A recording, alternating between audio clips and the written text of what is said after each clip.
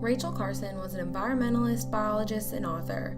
She was a lover of Mother Nature and a groundbreaking scientist who moved mountains for women. It all started when Rachel was 10 years old and she wrote her first article to be sent into the St. Nicholas magazine. This was her first published work and where she would find her love for writing about the earth.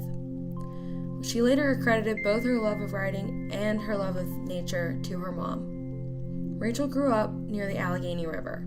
Her ability to go outdoors fueled her drive to learn more about nature. Through her childhood, Rachel spent much of her time collecting fossils and wondering what more was out there for her to learn. As she grew, she would become curious about the oceans and everything that they had to offer. Rachel continued writing through high school and into college. She attended the Pennsylvania College for Women, where she began as an English major. She would soon take a class that would change her life and her major. Thanks to an amazing teacher, Rachel would switch her major to zoology. She graduated with honors and received another degree in zoology from Johns Hopkins University.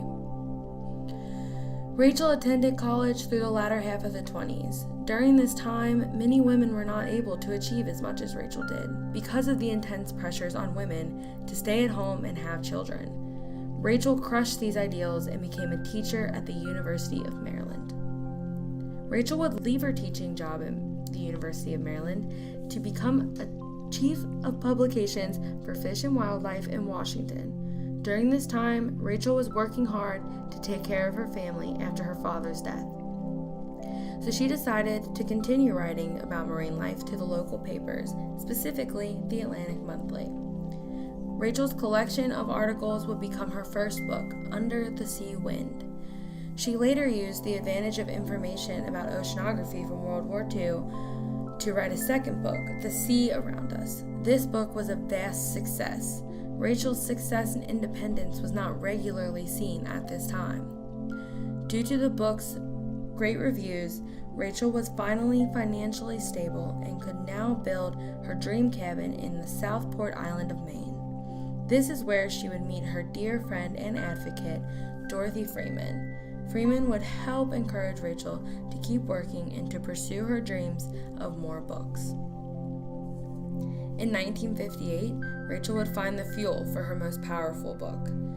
When she became aware of the horrible impacts of the pesticide DDT had on the environment and all of its inhabitants, Rachel knew that she had to do something about DDT before it killed everything in its path. In 1960, Rachel was diagnosed with breast cancer and was set to have surgery. Through this time, although trying, Rachel continued to do work for her book. By 1962, Rachel had all the research she needed for her book, The Silent Spring. It would be her last book and her most powerful. This book revealed the dangers of DDT and allowed for one of the first initiatives and proposals of the policy change that would help protect the environment. Rachel was bashed by people in the chemical industry and some in the government. In 1963, Rachel stood in front of the Congress and testified against the use of DDT. Sadly, Rachel was never able to see all of the good that would come from her hard work against the pesticide DDT. Rachel passed away on April 4th, 1964, due to complications from the breast cancer.